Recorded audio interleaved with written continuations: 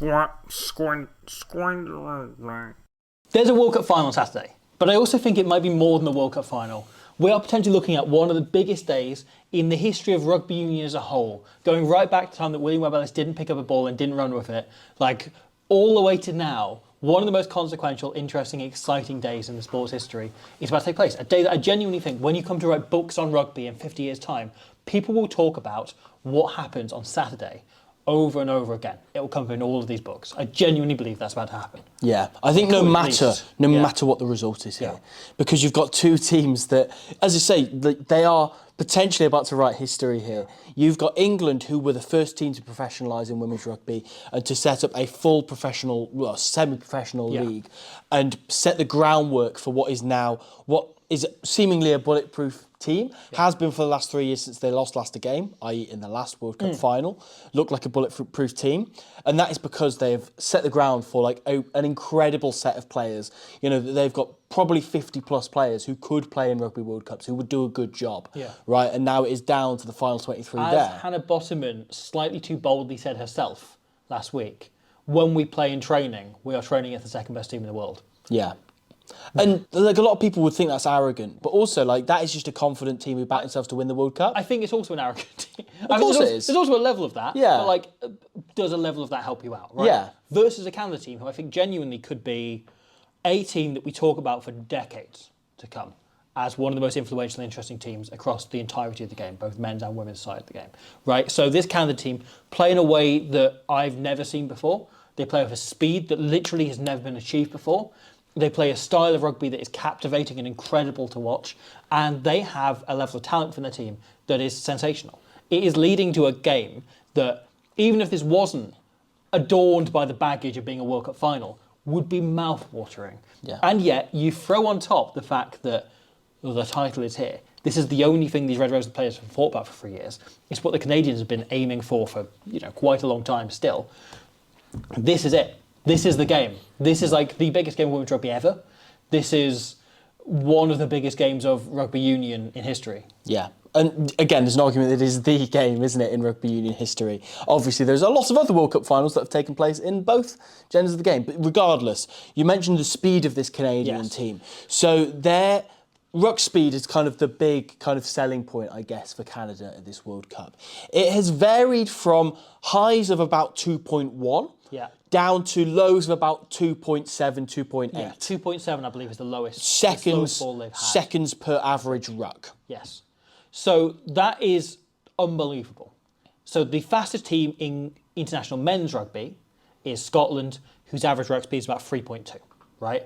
Canada, generally, this tournament, are averaging about 2.4. Yeah. So that is a crazy drop of almost a full second down on the fastest men's team. The Red Roses are a similar level to Scotland men. They're around 3.2, 3.1. I think they've been over this tournament. They're right up there. So they're one of the fastest teams out there. And I think generally, if you were to only watch, kind of the bigger, more traditional nations, you would look at this Red Roses team and go, they're the fastest nation I've ever seen, right? New Zealand, this tournament, have actually dropped their ruck speed drastically. So they're down there below that 3 second mark as well. They're the second team to ever do it after Canada. So that is helping in their favour. However, this Canada team are unbelievable. And yet, in order to fit into that, right, there's a reason that not everyone is able to do that at the minute, and that's because the sheer rugby intelligence they have all their players able to play with.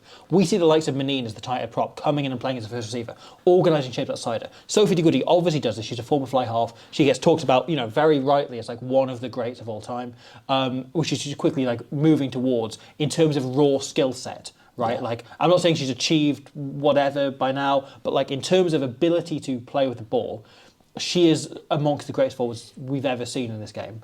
And this whole Canada pack, like in some ways, De Goody has taken attention away from the rest of this team and how good they've been. Right? Throughout that pack, you've got the likes of Caroline Crossley, Fabiana Forteza, Emily Totosi, Karen Pacan, McKinley Hunt, like the whole pack. Courtney O'Donnell. Yeah, we've literally mentioned their entire like starting pack from the semi-final, but literally they are all ball players. They all pop up as backs at this stage. And the flip side of that is they have a backline who are willing to go up and do the grunt stuff. Yeah. So they all fill in for each other. It's a constant like rotating, like everyone does shifts on that as a cog in this machine. Yeah. And that's the really intriguing thing about the system, right? So you look at the way in which they broke down New Zealand. We looked at that a few days ago on the channel. Please have a look elsewhere. We went into some depth on that. But it is both that ability to use the forwards, the Flo Simons try being the obvious example, right? Where they are using such quick pick and goes.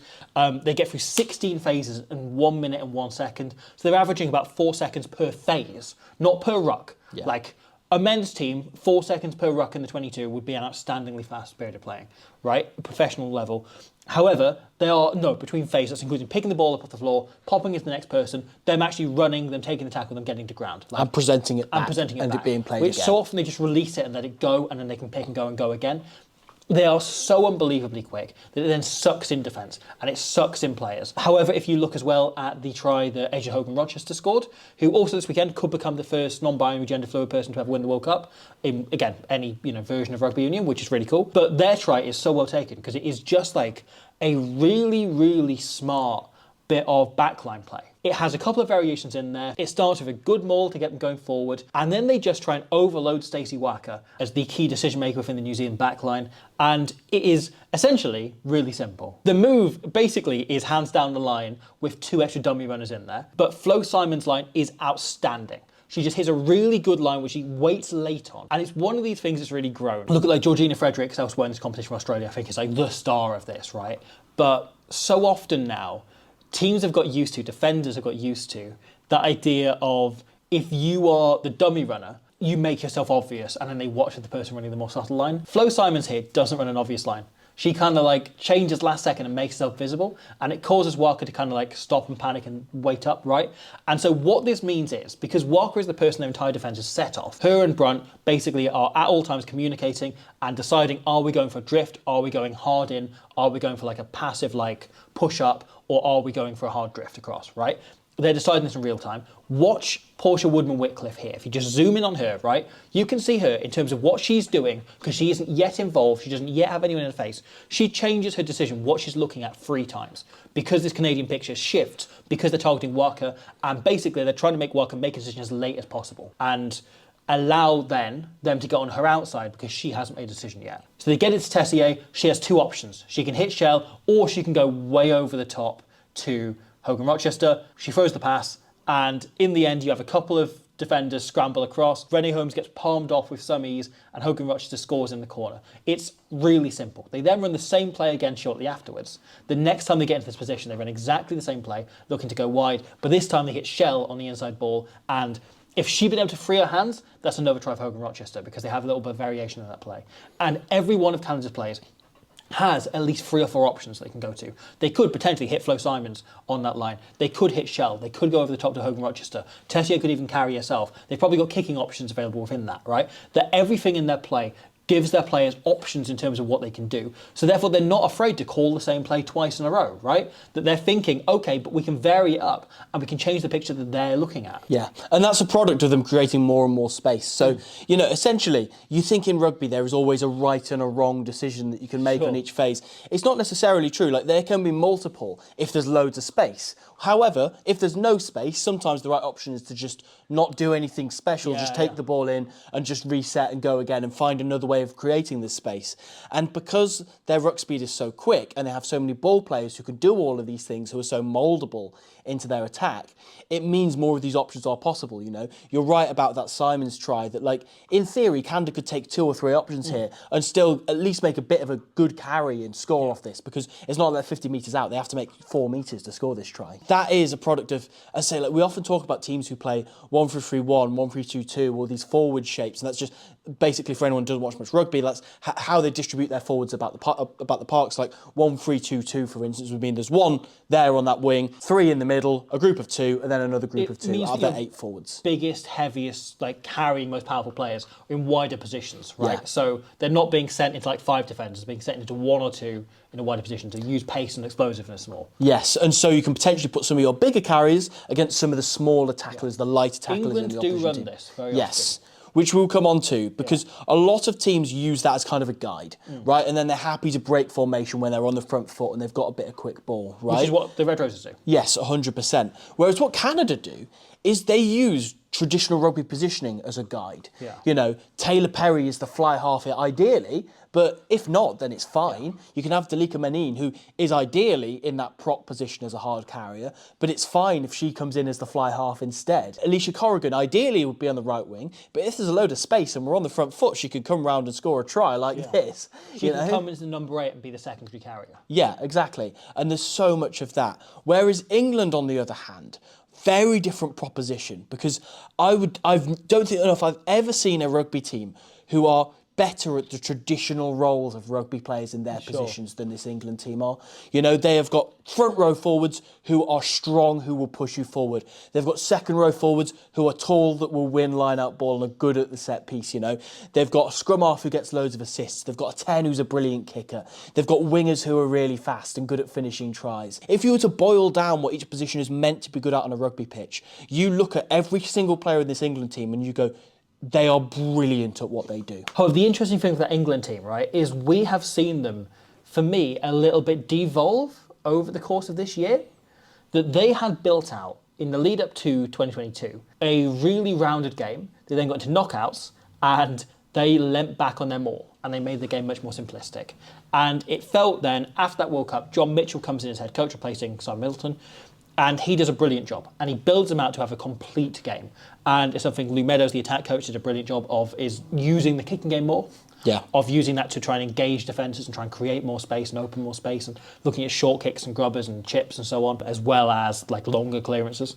And they built out a really, really like smart game plan that got the ball into space an awful lot. It's got a lot of tries through the outside backs. And then they get to this World Cup, and things change. And we have seen them in real time. Over the USA and Samoa games, they played quite expansively, same as they have been over the last couple of years. But from then on out, I feel like we've seen them do what I refer to as 2003ing, where the England men's team in 2002 were playing space rugby and scoring loads of sexy tries, set a world record at the time for most tries in a Six Nations, which was only broken this year by France men, were just like on unbelievable form, scoring all of these tries. And then the World Cup rolls around and they tighten right up and they become a 10-man rugby team. And they just kick the lever off it and they maul and they scrum and they win the World Cup through doing that. It feels a little bit like the Red Roses are in the process of doing that. Sure. And there's a few questions of why. One is it nerves? Are they anxious? Are they worried? The stench of the 2011 New Zealand men's team is over this side, right? Of a team who expected to win multiple World Cups back-to-back. New Zealand were expected to win 99, 2003, 2007 World Cups. Then in all three of them, they bottled it at the quarters or semi-finals and ended up playing in a home World Cup in 2011. And the pressure on them once they've reached that final was enormous. And they just couldn't do any of the things they needed to do. You know, Richie McCaw said that the thing that motivated New Zealand through that World Cup final was fear. It wasn't like passion, it wasn't like confidence, and it wasn't the like general stuff you would normally think of a World Cup winning team, right? Or an Indian All Blacks team. Exactly, definitely not that All Blacks team. Yeah. It was fear. They were so scared of losing it and of going through what they did in the past few World Cups that it just motivated them, got them over the line. I feel like there is a growing feeling with this England team of the same thing. Of, are they going within their shell a little bit and shrinking in their game plan and reverting back to type and reverting back to the things they know will definitely work because there's a little bit of them being motivated by fear? I think that in a way the two things can coexist, right? Yeah. I think the fear factor is definite. I think that's quite undeniable. But I also think that the thing of them going a bit more insular in terms of their style of play isn't really necessarily a criticism. Because no one's beaten it yet. No one's found a way around it. And I think the main reason why that is because everyone has defended the full field against them. And because of this kicking game that Lou Meadows and John Mitchell have really like hammered into introducing, right? That means that often teams have to take another player out of the front field to put in the backfield against them. And it means that then they can just go brute strength, let's just put it up, up the guts and into him. However, I don't think if somebody tightened up against England and really targeted that, England would then struggle out wide. I don't think that would be the case. No. England have so many great distributors in this team. You look at Meg Jones as one of the World Player of the Year nominees, and the players out wide of Ellie Kildern, Abby Dow, Jess Breach, all of those are world-class try scorers. I think it is a case of how do you get the ball over to them? What can you do to draw people in? Yeah. And the answer to that is in what you've just said. It is in the fact that they score so many tries through their forwards, through their maul and so on, that they can use that as an explosive device to free their backs out wide. But you are right, I think the two can coexist. And the fear factor is an interesting one, because I think you look at the way that the two teams have seemingly prepared for this final coming up. And England, looking at social media, looks like they have been told really actively, you've got to chill out. Yeah. You've got to view this as just another week. You're going to have a light week of training and go through the motions. Now, if I was preparing a team for a World Cup final, I think I would take this approach. I would say, look, pressure, especially in England's case, where there's been so much pressure on the last two World Cups where they've made the final and lost them to the Black Ferns. I would be looking at this approach and going, let's chill out. Let's, just make sure we just treat every day as just you're with your mates, you're enjoying it, you're on tour, all of this, that, and the other. You can go and visit family, whatever it is, especially because it's a home World Cup. With Canada, it's been slightly different because their head coach, Kevin Rouet, who is a crucial character in all of this, he came off, him and Sophie de Goody, the vice-captain, both came off the pitch on Friday night after the Black Ferns victory and basically said, yeah, it's cool that we've won this game, but also we knew that we were going to try and go and get to the final and win that. This isn't job done. We need to work hard and train. Kevin Rouet literally said after the game, yeah, this is cool, but we have to train. We have to go hard. And that's not to say England aren't, because England definitely are going at each other in training. But you know what I mean? There's the vibe that both teams are getting off that's really interesting. There's also something interesting in what we have seen of social media, and we have seen particularly of interviews with the players and coaches, that England do seem nervous. Yeah. There seems like a real edge to them, right? Where Canada seem much more laid back. And Rouet's approach has been to approach as if it's a normal week of training, by the looks of it, right? And just go, we'll do exactly the same as we did last week, exactly the same as we did the week before and the week before that and the week before that. Every game week, this is how we train, this is how we prepare. This time, it just happens to be we're playing a team in white at a stadium that's slightly bigger than the last one. Yeah, and if we won this, we've done the job. Exactly, yeah. It doesn't feel like there's any different emphasis or anything else on it. Rouet also said that he spent the last 5 minutes of the New Zealand game trying to think up ways or tactics for this final. So they are very much focused on it. They are very much thinking about it. They are very switched on. That isn't to suggest otherwise. I think the approach both coaches have taken is clearly the right one for their team. Yes. If both teams are approaching it in a very different way. They know most of these guys. Always some talk, right, around World Cups now, ever since Warren Gatland threw that grenade out in 2019, of teams playing their final a week early, and the team who is more emotional winning the semi-final often goes on to lose the final. I don't actually think that's true. No. I think if you look at the history of finals in rugby union, right, the Women's World Cup, that's literally never been the case. The one argument maybe is 2014, right, where Canada were the team more over the moon to win that semi-final. But England were favourites for that England final were massive favourites anyway, yeah. Right? And then you look at the Men's World Cup, South Africa in 2019 is about the only example of it. Yeah. Right? You go back through it, and actually there's much less of a case of this than people think there is. And it's kind of been blown up into a narrative because Warren Gatland threw a grenade once and everyone listened and everyone's now... The majority of times when that's happened, there has been an overwhelming favourite for the final. Look at the last Men's World Cup, 1987, for example. Last Men's World Cup, South Africa were by a long way the more physically stretched and the more kind of emotionally wrought and delighted to get into that final than New Zealand, who just battered Argentina at a canter. And then South Africa go on and win it. Yeah. Right? Sometimes that is what you need, is that battle hardening. And both teams did get that in the semi-final. But I wouldn't be worried about that from a Canadian point of view, is I think that they have what they need to do it. And the manner of that New Zealand performance was not, we are going out there for a destiny performance, we're going to get everything right. It was, we are going to play our game plan with the most accuracy possible. And if we do that, we will score these tries. Yeah. Right? It didn't feel like they were putting in this huge amount of effort. It felt like they were going about their job and it was just going slightly better than we all expected it to. I would say that's to an extent true of both teams, that sure. In terms of the not playing their final thing. Yeah. With England against France, I think there was a lot of frustration in the England camp because they put a lot of balls down, particularly in that first half, that both teams blew so many opportunities, partially down to the wet weather, but also just I think both teams were a little bit nervous going into that game and there was a bit of pressure on both. The England defence was outstanding in that first half in particular. So a lot of things that we would describe as blowing opportunities for France were just brilliant defence by England, that they scrambled really well. There's this 14-phase passage of play that France go through in the first half, and England never look stretched at all. They never look like nervous about conceding line breaks. Even when France get to the edge here, they just let Menage step inside, Meg Jones deals with her, and they manage to get the turnover one phase later, kick the ball downfield, and they get to reset and go again. Yeah. And that is one thing that I think is really impressive about this England team, the way that they can just rely on their defence. And we'll talk about their kicking game momentarily and what that means for that. But I do want to pick up on their defence a little bit. Yeah. Now, this is really interesting because it's something we picked up on after the opener against the USA. The bookend of this tournament with North Americans are the Red Roses. And it's the whole tournament, actually. It's England versus a North American team. The USA really smartly just targeted short sides for England and made a lot of yardage through going, right, okay, we're going to hit up into like around the 50-metre mark, and then we'll go back to the short side and we'll attack there. And England's defence is said to be very aggressive on the open side where most of your players will be stood. So if we hit up one or two players stood up that side, England's defence will be much more passive because they can't lead two lines at once, right? It's like just on a timing and logistics level, it's more difficult. So the USA were able to generate massive momentum through that. It's something we saw France do a little bit and get some real reward out of. But Canada did really well against the Black Ferns, is use those short side and use individual runners.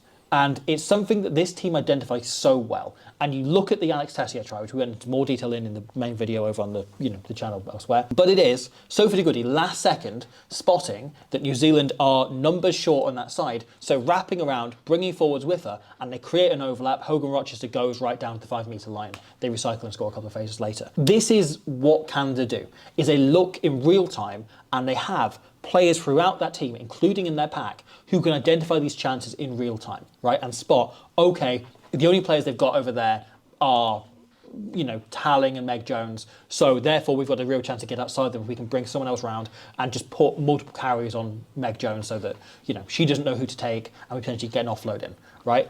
That is the sort of thing they're looking to generate. And I think there's a real opportunity for Canada to break that open. But also, the more worrying thing from a Red Rose point of view is the try scored by Flo Simons in the end of the first half, which lines up so precisely with two of France's tries. Yeah. And there's a couple of things I want to point out about the way England defend here, right? And now, France go over a very long sequence of phases here in the lead up to our base try. It's like a set move that doesn't work for France, we talked about elsewhere, but they then go for a long sequence of phases, right? And if you get beyond 10 phases, chances are you're going to start to stretch anyone. That's just like the laws of rugby union, right? And France do work it wide and do work it quite well. But there's something interesting here, right? Which is, as France are reloading onto the far side, as they start to attack this way, right? Watch just here, behind the line, Tatiana Hurd starts to jog around to this side, and she calls to Maud Muir, come with me. We need forward reinforcements round here. So Muir, instead of staying in the main line and working across and just filling in, she jogs out of line and jogs behind as a centre or a scrum half normally would. It's a really rare bit of defensive play, right? It's getting your prop to float behind the line and float in there. I don't see many other teams doing this. I don't know if you have, but no. But she jogs the whole width of the pitch and comes around to the far side to defend in on the other tight side, right? Lead up to the Condé try in the second half, we see it's a less drastic example, but Meg Jones still orders Sarah Byrne to fold around the ruck and fold round with her. So this is clearly a tactic, right? It's something they're doing, which is the centres bringing a reinforcement of a tight head, or at least one of the props or one of the forwards, with them, bringing them over to the other side. And one angle of this is it allows, and we see this once Muir gets around there, right? She puts in a huge shot. She puts in a massive shot in there, but it then means she isn't in the middle of the pitch once France get back there moments later. And it means then that defenders are worn in further narrow and England get outside them easier because they're moving their pieces about in real time. They're kind of it feels very much like they're, they've got a rook or something in chess is bringing a pawn with it at all times, right? For some extra protection around the queen or the rook or whatever. That doesn't quite make sense as a metaphor, but go with it. And yet, you risk tiring out your props. Thankfully, England have 4 outstanding props, so that's less of an issue. But also, you risk condensing your numbers too far, right? And if you're forcing your prop to go from, okay, I'm defending here, and I'm defending as the second number 8, which is essentially where Muir was initially, to now I'm going to defend it in a prop position, I don't know, just there's a worry of overworking your forwards and of also allowing them then to congest because you're pulling them so far across the field, instead of everyone moving one, you're bringing players round massive distances. The flip side of this, though, is that the fact that those props are insanely fit. Yes. And they're incredibly athletic. And the way that England use them both sides of the ball is like an extra back. You mentioned them, getting them to fold around there. But also in attack, that you look at this set phase where they use Tatiana Hurd as a first receiver. And typically, what would be the 13 channel, they have Maud Muir in here. And it forces Gabrielle Vernier to sit on her heels because there's a real separation between, see where Muir is here and Zoe Harrison in the boot. It's really difficult to double job out of the back of this, and Vernier tries to do that. France get quite lucky here that Nasira Condé makes a brilliant defensive read, manages to spot blitz Harrison out the back and force a bad pass, so Arbe can pick up the intercept here. But on another day, that could create space in the backfield, so you know, if people are having to come up and condense the defence a little bit. You also look at this one in attack. I think this is a really interesting shape, that they go for a two-pod here, and they keep Sarah Byrne in the back line. Instead of getting her to run a hard line, instead they get her to set off the boot. Clifford pulls the ball out the back, and Harrison deals really well with the pressure that Condé puts in this scenario here, because Arbe doesn't follow up on this occasion. Meaning, England can just go hands to an edge. They know that Arbe's sitting off. They know that they can attack her. They then go 2 hard carries off 9, just crashing up. And Mo Hunt's pass selection here is brilliant. Skipping out the whole forward pod. We talked about Sarah Byrne working as a back. Instead here, this is Tatiana Hurd working as a forward. And they get her to fly onto the ball and attack what we call the seam, kind of like the transitional period where the forwards finish and the backs begin. Hurd running in that small gap in between the two. And then the thing about England and their attack that is irresistible, that makes you think like, I don't know if anyone can defend this in World Rugby, is their speed into shape. We've talked about Canada's speed literally like of the ball, how physically fast they move up there, but it's England's organisation that is unstoppable. Like, they're better than any team in World Rugby, including Canada at this. Canada's speed is so fast that they almost don't need to be organised at times. That's kind of the beauty of it. But here, like, look how quickly, if you just like look at Abby Ward working all the way around here, she's so quick into shape and just crashes over, because Canada can't keep up with that in defence. It works for both ways round. It works for both teams in this. It's a rare World Cup final in that it's always going to kind of favour the attack, that the attack's always going to be quicker than the defence. Yeah, and that's an interesting note, because there's something about that England defence. If you look at the end of the Arbe try, they successfully do a really good job of sucking in defenders, of getting a lot of them like on the floor, in around the ruck, through this repeat carries, through forcing the forwards to overwork. I'd be really interested how that like prop thing goes down the line, because like I can't quite tell at the minute if it's a genius innovation or if it's something that just overwork your props. Yeah. But it then leads to the pack being really condensed. They look to go out wide, and they are thrown off entirely by one dummy run by Gabrielle Vernier. So Bourdon Sassouz looks to wind up the pass, and they go, okay, Vernier's running that line she runs. She loves to run this line, where she comes in flat and hard and goes like at the line and tries to take it on herself. And 2 defenders initially are gathered on her. Only one goes for her, but it's still one. The second defender is in much narrower than you'd want her to be, which then means they can go in behind, and the pass comes out and they get it wide and they score in the corner through being thrown off by one dummy run, right?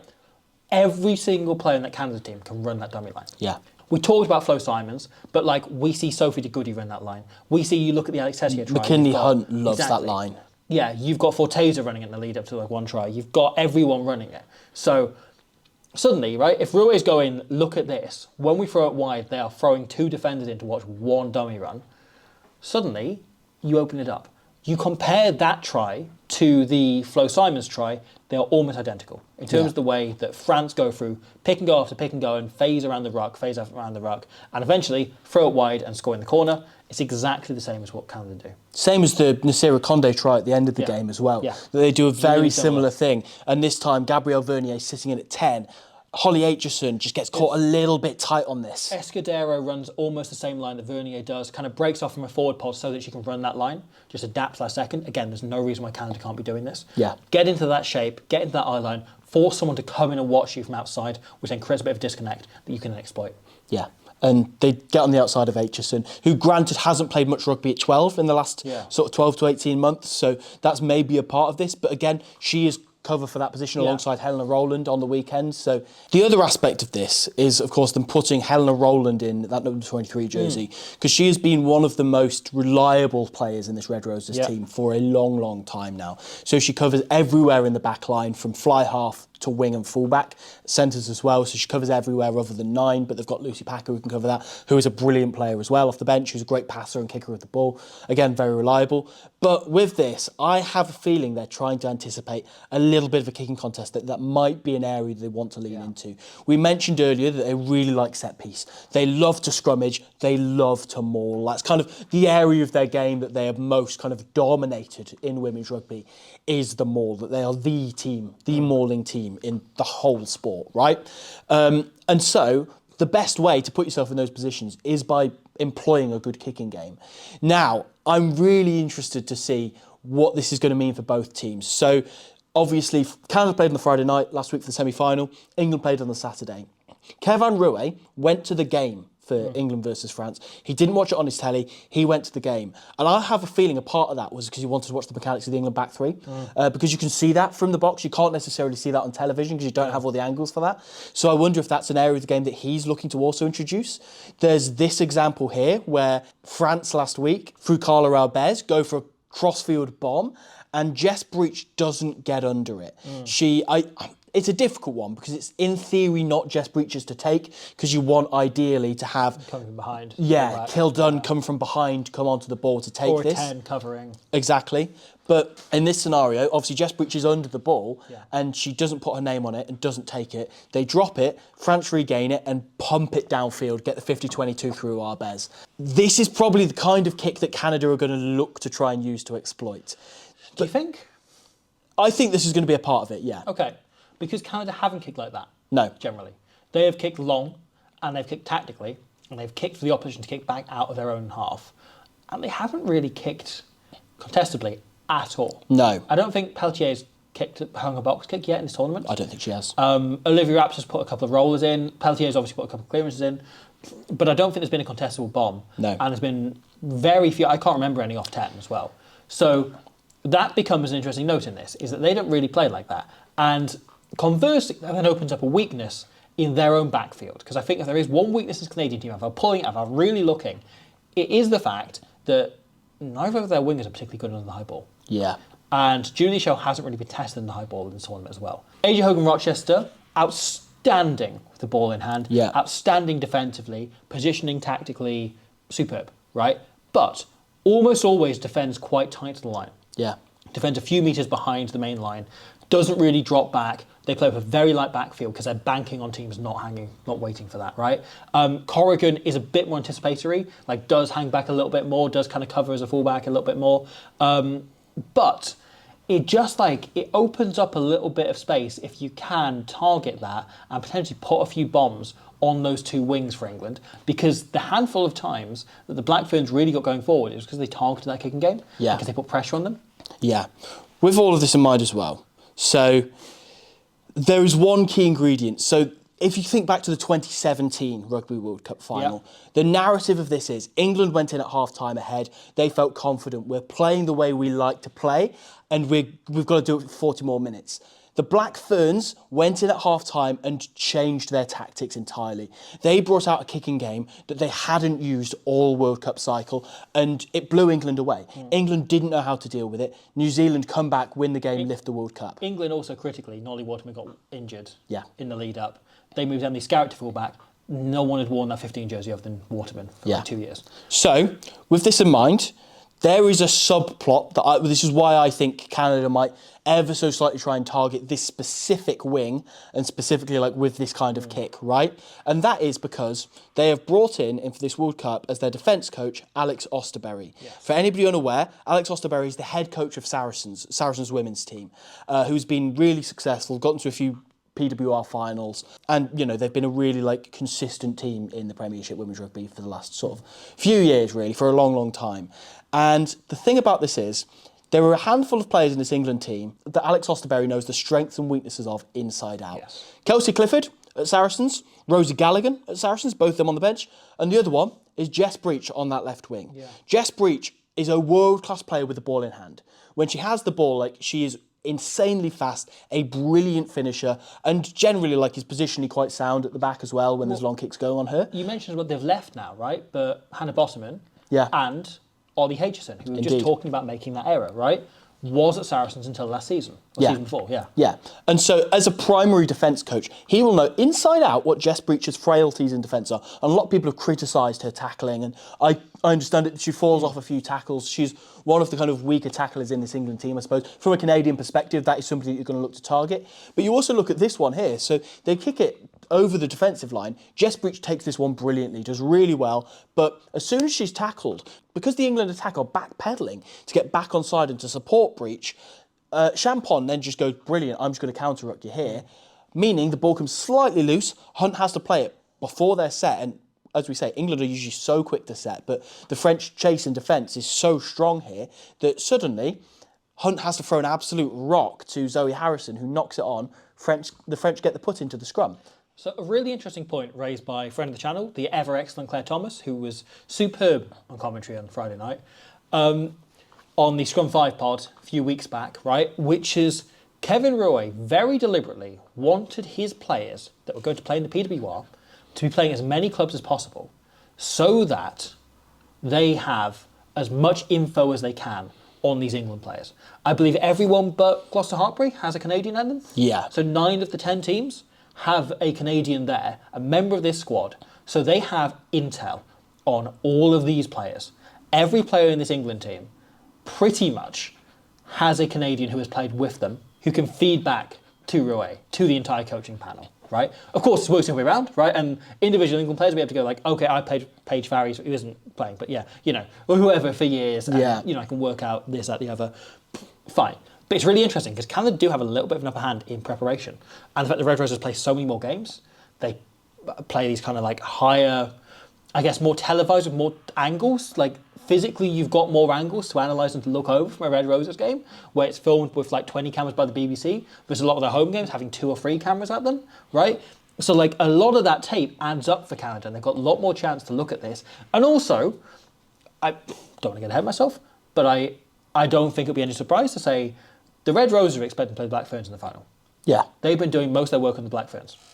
And suddenly, they knew Canada were a possibility, but suddenly Canada's the only one that matters. Canada have been gunning for England this whole time. England has been the Canada team looked at the draw, and they went, it'll be England. Yeah. It'll be England. And Alex Osterberry, as I say, like he's the perfect person to bring in for this as a defence coach. And there's a lot of intel he could bring there. Going back to the kicking game, though, I do think, in terms of kicking for length, there is a bit of a favour for England here because Zoe Harrison is a player with a huge boot, especially like kicking for the line. She's been outstanding in this World Cup. When it comes to clearing of lines, she's absolutely brilliant, right? Yeah. Natasha Hunt at 9 is one of the better box kickers in World Rugby, especially you mentioned like rollers there, kicking for space. She does it for Gloucester Hartpury all the time. She runs the ball a lot more for England or relies on a 10 to kick a bit more for England, but she's a huge option, that 9 jersey. Meg Jones has one of the biggest boots in World Rugby. This one against France was absolutely outstanding. Gives England a 40-metre net gain, relieves pressure and turns it into a full England attack. She's going to be using that the whole time. If there's any space back there, you mentioned that about the Canadian back 3. Meg Jones is the perfect person to run this because they'll be expecting Zoe Harrison to be kicking the ball to them. But once it goes 1 or 2 steps wider, using that boot of Jones is huge. They've used Ellie Kildun's boot a lot more in this World Cup than they have done previously in different Six Nations tournaments and so on. With the tournament, yeah, they have four or five players in that back line who have huge boots on them that they can use as attacking weapons. And yet, Canada are so good at generating momentum from anywhere. And providing they're not literally on their own try line or within maybe 20 metres of their own line, right? Providing they're like just on the other side of the 22 mark, I think there's a very good chance to just keep picking, going, playing from anywhere. Yeah. And if I was England, I would both be looking at this going like, our best way into the game to take control of the game is the kicking, is the forwards, is 2003 to a large degree.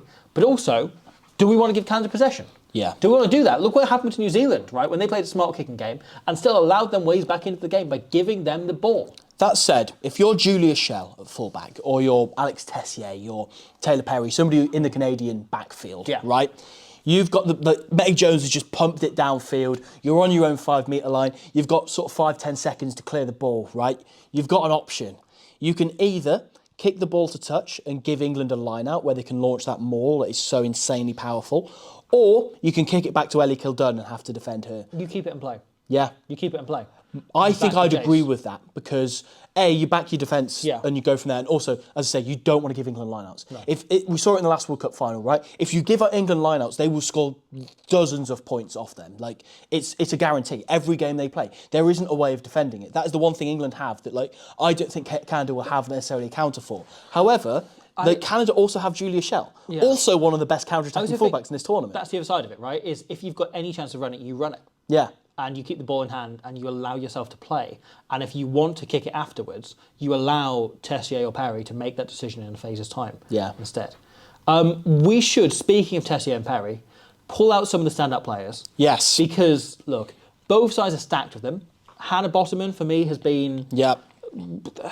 There's a strong argument for player of the tournament. I think she was robbed of a World Player of the Year nomination. Has been absolutely outstanding. Despite Kelsey Clifford's form coming into that loose head jersey. That battle has been incredible. If you could merge those two into one player. Oh, you'd have the perfect loose head. You'd have Geffen Jenkins. But speaking of Geffen Jenkins, that work at the breakdown is so useful. Yeah. And we talk about Canada's ruck speed.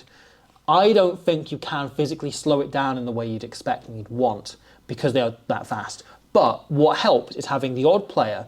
And in Alex Matthews, they've got those in Zoe Aldcroft. Options who can come in and just win the ball back, right? And go, okay, you're going to have rucks that last 2.4 seconds. However, you're only going to have 6 of them instead of the 20 you want. Yeah. That's the thing they've got to look for. I don't think England can slow the ball down in the same way. Yeah. Right? It's can they be smart enough in the rucks that they target? And that is the question for Bottoman this week, right? I think in particular, is as she's been the main jackal for England, I think it's fair to say, right? Yeah, I Jones agree. as well. Yeah. Meg Jones is very good at targeting breakdowns. Meg Jones is good at everything. Hannah Bottoman, I think, secretly, isn't that good at working on which breakdowns to target. She goes in at so many because she's so fit and so able and so mobile that she goes in for so many breakdowns. She probably, of the breakdowns she throws her arms into and over the top of the ruck and looks to pick up the ball, she probably wins 1 in 8. Yeah. You know? The good thing is it's less of a risk for a player like her because if you're a 7 or an 8, you're more needed around the block. Whereas if you sacrifice your loose head, and as much as she's a very mobile loose head who can act as that extra kind of blind side on the pitch, it's not that big of a risk to throw her in. And I love that she goes for that. She's a proper gambler at ruck time. I think there's something, though, that they probably need her. If your odds are 1 in 8 and she is throwing herself with the rate Canada move at into... let's say 1 in 5 breakdowns, right? Yeah. Suddenly you multiply that out and you're looking at, okay, are they going to go 30 plus phases before someone turns this ball over? Yeah. We're going to rely on them to make a mistake, which they weren't doing that semi-final. That becomes a bit of a worry. You need to be drilling Bottoman all week going, these are the rucks to look for. Yeah. These are what you need to look for. This is the whole set falling apart. But that is what you need to be looking at, I reckon, is which breakdowns to target, the critical thing, her and Alex Matthews. Especially when you consider what you were saying earlier about blindsides. Yeah. The way England adapted to that in the first game was to put Mo Hunt in the defensive line. Yeah. And obviously we saw last week, Canada like that chip in behind if the opposition are going for a full defensive line. So you need as many players, it's necessary to have as many players in the line as you physically can so you can cover those little pockets of space all around.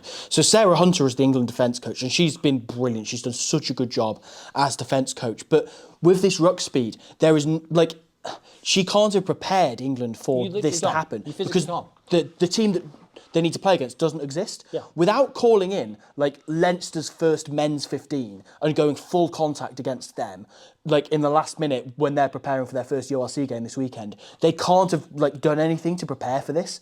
And so that's the thing that's confusing because Canada are training against Canada every day. For all of Bottoman's talk that they train against the second best team in the world every week, they don't train against a team as fast as Canada. Or capable of playing as fast as Canada. 100%. Because that team don't exist. Yeah. Where Canada, right? It's the much world record easier. holder. It's much easier if you're Canada to go, okay, this team move a second slower than us, so we'll slow ourselves down. Yeah. It's for England to go, let's somehow play at a pace that we don't understand yet and haven't come to play yet. Yeah. If you're lining up in the blocks against Usain Bolt and you're preparing okay, on Saturday, what do I need to do? Run faster than him. You can't do that. Yeah. Because the person who's run faster than Usain Bolt doesn't exist, And it's a similar thing in rugby. There are smarter ways that you can work smarter rather than necessarily faster than them. And I'm sure Sarah Hunter has figured that out. That's why it comes down to targeting the right breakdowns. Yes. Being smart in that. Yeah, and when to fly off the line as well, and make smart decisions of whether to blitz or to drift and so on. As I say, like Sarah Hunter's an incredibly smart defence coach. I'm sure she has something figured out, but it's a question of like how relentless that is. Yeah. Going back to key players in this tournament, Meg Jones, you mentioned there, who has been one of the best players in the world. She's on the shortlist for Player of the Year. As I say, she's good at everything. She's a kicker. She's really quick, really physical, breakdown threat. Defensively, like makes all the correct decisions. She's not really done anything wrong in this World Cup so far. Play for England rather than Wales. Yes, that is true. That is true. But there's one player going into this game that I think all eyes will be on, and we've weirdly not mentioned it that much.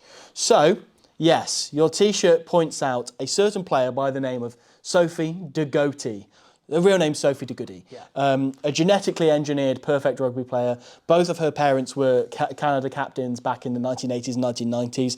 And do you want some stats on Sophie de Goody? Yes. So she dominates the stats sheet more than most teams do, like on her own. So first and foremost, she's the second top point scorer in this tournament as a second row. She also, last week, and he got overshadowed a bit by the occasion, became Canada's women's top point scorer of all time. Which is crazy. She's a second row. Yep, she's a second row. So she is the top line-out taker in this whole tournament. Yep. She's the top for metres made by any forward or anyone who's not a back three player. So she's higher than like centres like Meg Jones, who have loads of room to run in, or like an Emma or whatever. And like she's played obviously in more games. Players are always disproportionate because they get like 20 minutes of running it back. Exactly. When they regather the ball. So she's the highest of any non-back three player. She's the top carrier in the tournament. She's had 85 carries. The second top carrier in the tournament is Dalika Manine, the tight prop for Canada, on 59. So there is 26 difference between the two, which is crazy. So she's so far dominating that. England's top carrier is Ellie Kildunn on 39, which is very, very good still. De Goody is fifth for try assists, of which she's had 4. She is top for offloads on 11, and also in the top 10 for offloads, you also have Justine Pelletier, you have Julia Schell, and you have another Canadian player in there who I can't quite remember who it is. It's this person is also in there. She's third for line-out steals. She's joint 6th for turnovers with Meg Jones. So, you know, that's a nice little battle in there as well. She is 10th for defensive rucks hit in the whole tournament. Joint 5th for tackles completed alongside Morwenna Talling, also playing in this game. And she has 89.3% ruck effectiveness on attacking ball. She does absolutely everything. She is as close to perfect rugby player as we've seen. As I was saying, like all-time great in terms of ability to do things on the field. If she wins this Rugby World Cup, she will go down as an all-time great. Yeah, she likely will be anyway. Yeah, she's 26 years old, by the way. Ridiculous. And has already captained her nation at one World Cup, and probably would have been this time if not for a long-term injury. Yeah. There is one stat, though, that contributes to her being so absurd. Yeah. Which is the minutes played. Yes. Now, Rui was very open towards the end of the pool stage that what he wanted was to strike a balance between cohesion of the team getting minutes together and the team not being burnt out by playing too many minutes, right? So Jess Breach is the player that's played the most minutes for England. I think she played all but 20 in this tournament, or thereabouts. Other than Breach, there are only 2 English players who have played more minutes than the top 10 Canadians. Yeah. Right. Dow's up there. Kildunn's played most of the minutes she's been available. You know, obviously missed one game with the injury. But otherwise, you're looking at this England team rotating constantly and changing constantly. And hence the point, like, this is, I think, the second time they've named an unchanged team under John Mitchell. Yeah. So they have been consistently swapping and changing and swapping things out and so on. Where Rui has pretty much stuck to the same 15 since the start of the tournament. Yeah. And Claire Gallagher, we've mentioned a couple of times, right, was brilliant for them over the last year or two. Hasn't played a single minute because Taylor Perry got her shot in the opening game and nailed her place in and has been excellent. Julia Schell's played every minute of this World Cup so far. Yeah. Like, she's yet to come off the pitch and just been insanely consistent. She played more minutes than anyone else in the tournament. This raises a question, right, which is, one, are Canada going to be knackered? Are they going to be tired by this? It's definitely possible. 2, does this allow England's bench to take command? Yeah. So the Black Ferns bench barely made an impact that weekend. I think that's fair to say. Yeah. They did not really bring anything when they came onto the pitch. The England bench, game after game, smash, destroy, hunt. Hunt's playing for Canada, but you know, and starting for England. And starting for England, yeah. And scrum half though, and absolutely smash people up. That England replacement pack. Yeah. I think there's a question mark here of, is that going to be the case? Are the minutes built up going to get to Canada? Because we did see that in the semi-final. We did see them come out, build a huge lead by being brilliant in the opening 50-odd minutes, then die off a little bit, then come back into it in the last 10 minutes, get a bit of a second wind.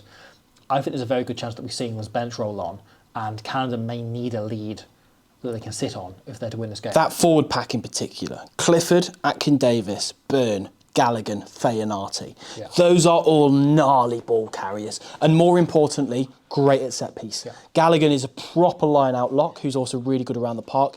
And that front three that they've left on the bench, insanely good scrummagers. So they could be looking at scrum pens for the last 20 minutes of this, which could decide the game, you know? Yeah. This is going to be a really tight game that it could come down to last-minute kicks and so on, right? That's going to put England in good field position to close this game out. Canada left two of their front row on for more than 70 minutes last week. Yeah. There is a real growing concern over this. However, at the same time, right, it's 6 games of rugby, and they've got a week off in between, and you can manage their minutes in between. They've had an right? extra day's layoff as well. Exactly. They've got an extra day's layoff there.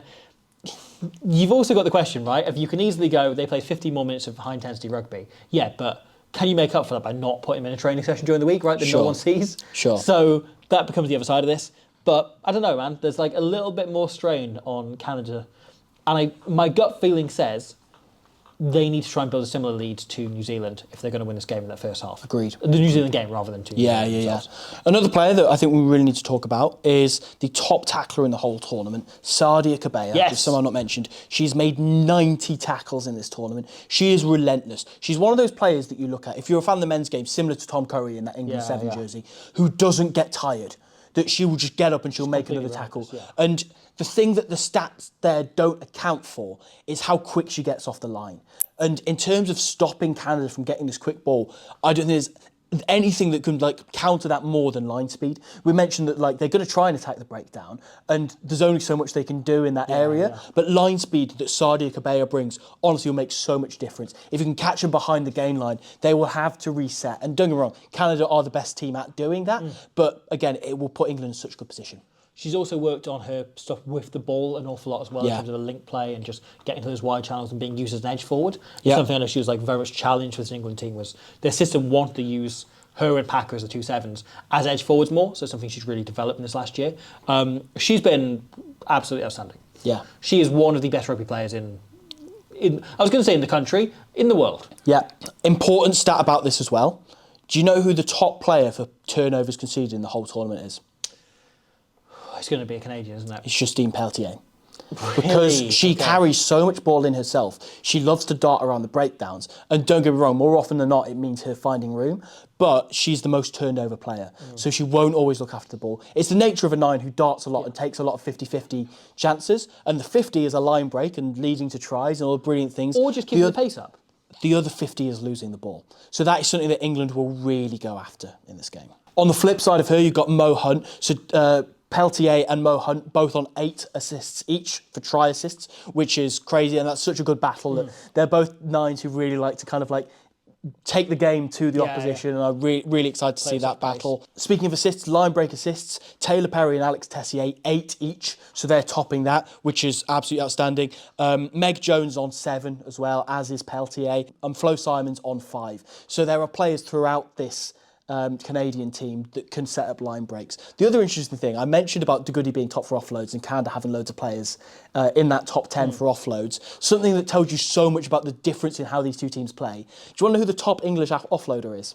I bet they're on like 2 offloads. It's Meg Jones, and she's the 39th top offloader in this tournament, whereas Canada have 4 or 5 in that top 10. And that's not a bad thing. That's not a sly on Meg Jones or England. It just shows how they like to play, right? They like to go up the guts.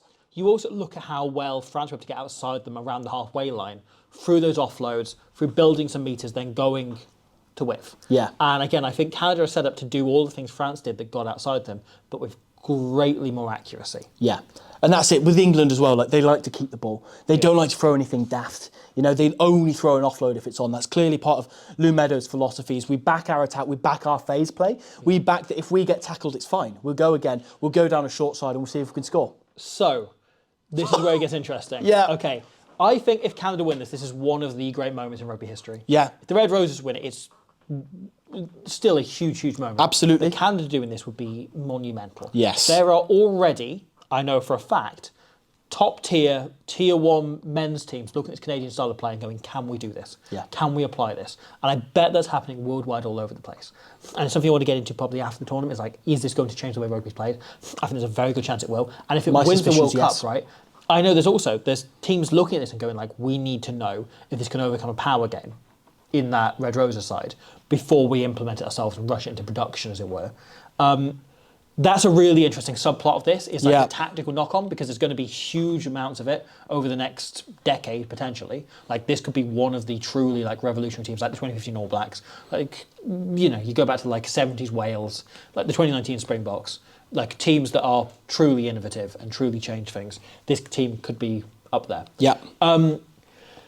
However, they have a huge task ahead of them. Yes. We have played all World Cup long the percentage game. We have. I hate it now. Now, it's worth saying here, right? If we say, hypothetically, as we did at the start of the tournament, right, we give Canada like a 7% chance of winning the tournament. We have them second favourites to England, who ate up like 90% of it, right? The thing like those predictions is, right, you should get your 7% predictions right 7% of the time. So people go like, oh, well, 7%, that means you thought it wasn't going to happen. It's like, no, I thought it was going to happen 7% of the time. So they will happen. And we've landed in the 7% universe. We have. But also, we said that they're more like, they were second favourites to win it for us. Yeah, right? I think we put the Black Ferns ahead of him. But no, yeah. I was very clear on that at least. I was like, Canada's second favourites. Okay. You can go back and check the tape if you want. Okay. But this opens it up, doesn't it? Right? Of what percentage would you assign to England and what percentage to Canada that they win the World Cup from here? Is there any other team you'd assign a percentage to? No, I mean, Davidson? whilst we're here, like Holly Davidson refereeing the game, normally in a World Cup final, I'd bring this up as like a factor. For Holly Davidson, I don't think she benefits either team. Like if Amy Barrett-Thoron got this final, I'd have said that benefits Canada because she's very high ball in play, lets a lot go. Benefited England. I'd say because her game's a high ball in play. So for a team that plays really fast, it would tire out the opposition, the defence.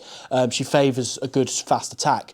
But for Holly Davidson, I wouldn't say she favours either team. And she's a brilliant referee, the second referee to ever referee multiple World Cup finals after Andre Watson did 99 in 2003. So huge congratulations to her, really well deserved. She's in a league of her own.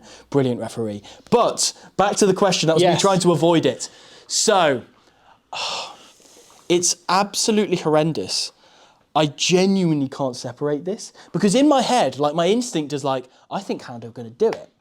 And yet, I physically can't just envisage this England team losing. You know, it's them losing that I can't see rather than Canada winning, you know, because this England team, if there's one thing they know how to do, it's win. Because how many times have people said they played really poorly and yet they've got 40 points on the scoreboard?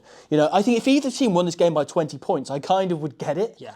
I weirdly think that the Twickenham factor might count against the Red Roses a little bit. I think the pressure's mounting on them even more so.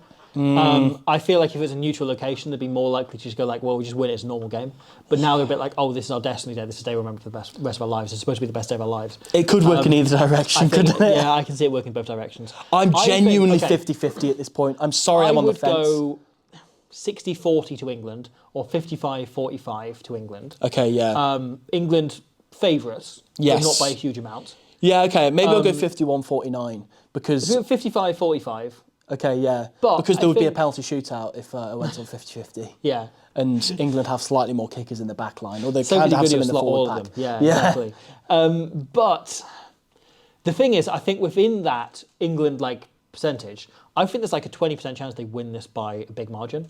Yeah, I agree. I think there's a chance they run away with it. Yeah. I also think there's a chance that Canada do the same. As I say, yeah, they could be I think there's a chance, 20-point win either way. Like I would give you like 20% odds that England win this by 14 plus. Yeah. And like 10% odds that Canada win this by more than 7. There will be a lot of people in the comments saying, like, come off it, England are obviously going to win. And I get why you're saying that, because they don't lose. But also, this is one of the hardest to call rugby games I've ever thought about in my life. Well, I thought last week's was harder. Yeah. The New Zealand-Canada. And here we are. Yeah, and yet wasn't even close in the end, was it? Yeah. Okay, we'll both be at the game. We will. These are the best two teams, rugby teams in the world that we're looking at here. And I can't believe, like, we've reached the point where they're at full strength going at each other. It's exactly what you want the biggest game, the showpiece event to be. It couldn't be teed up better in a sold-out Twickenham. I'm excited. Are you excited? No. Yes, of course I am. Oh, Canada, our home and native land, we stand on guard for thee.